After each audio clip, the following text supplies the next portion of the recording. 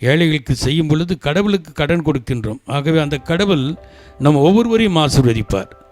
ஒரு பெற்றோருக்கு இந்த காலத்தில் எத்தனை குழந்தைங்க இருக்காங்க?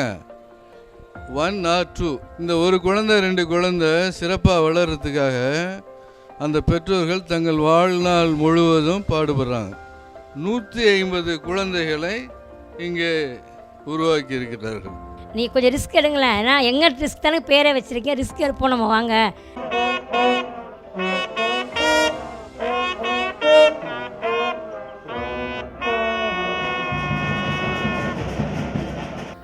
இயேசு கிறிஸ்து எவ்வாறு அன்னை மரியாள் இன்றைய நாளிலே கருத்தரித்தாலோ, புதியதாக ஒரு மெசியாவை தன்னுடைய வயிற்றிலே ஆண்டவர் தோற்றுவித்தாரோ, அதே போன்று இன்றைய நாளிலே மிக அழகாக உங்களுக்கு ஒரு புதிய இல்லம் ஆண்டவரால் கொடுக்கப்பட்டிருக்கின்றது.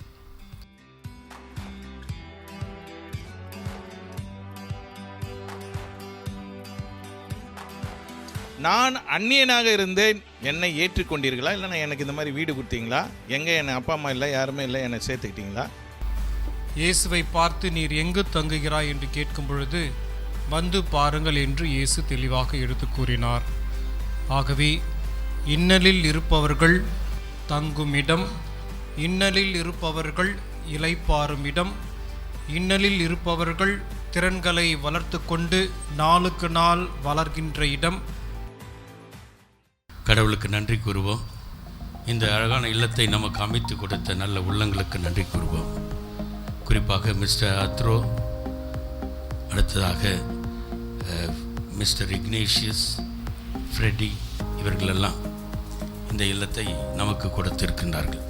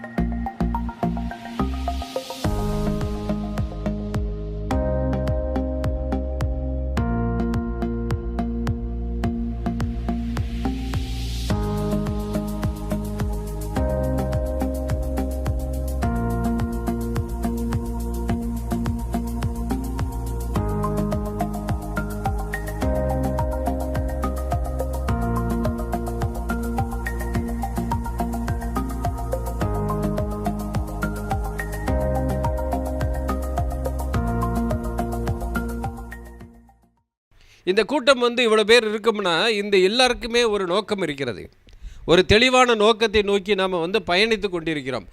என்ன விஷயம்னா, நான் 10th பாஸ் ஆகலான்னு மண்டையில் போட்டு படிக்க வச்சா இன்றைக்கி டிகிரி முடிச்சுட்டு நாங்களும் இன்றைக்கி வேலைக்கு போகிறோமா தெரிஞ்சுக்குங்க அப்படிங்கிற அளவுக்கு எங்கள் பிள்ளைங்க வந்திருக்காங்க. எங்களுக்கும் இப்போ புரிய ஆரம்பிச்சிருச்சு, நம்ம உழைப்பு, நம்ம படிக்கணும் அப்படிங்கிற அந்த விஷயங்கள் புரிய ஆரம்பித்து இன்றைக்கி நிறைய பிள்ளைகள் முன்னாடி வந்திருக்கிறாங்க. இன்றைக்கி இந்த பிள்ளைகளெல்லாம் பார்க்கும்போது எனக்கு ரொம்ப நிஜமாகவே ரொம்ப ரொம்ப சந்தோஷமாக இருக்குது.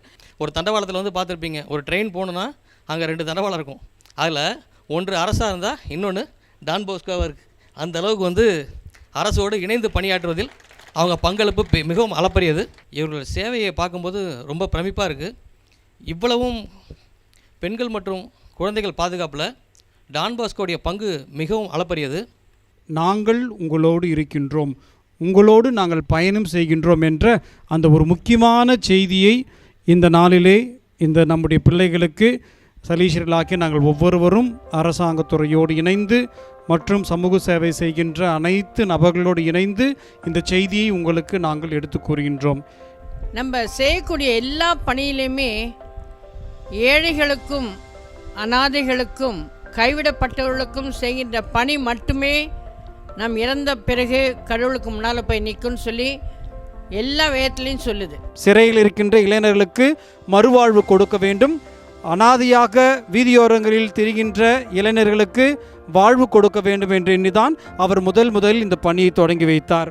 ஆகவே புனித தொன்போஸ்கோக்கு அடித்தளமாக இருக்கின்ற பணிதான் இப்பொழுது இந்த இடங்களில் நாங்கள் செய்கின்ற பணி. அன்னையினுடைய வளமிகுந்த பரிந்துரை.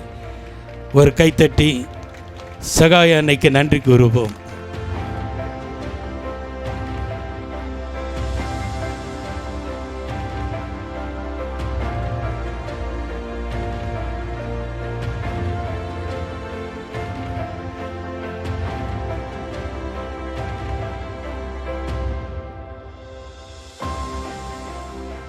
We sincerely thank Mr. Athro Vikari and other well-wishers for the great support and the participation in the celebration through video conference.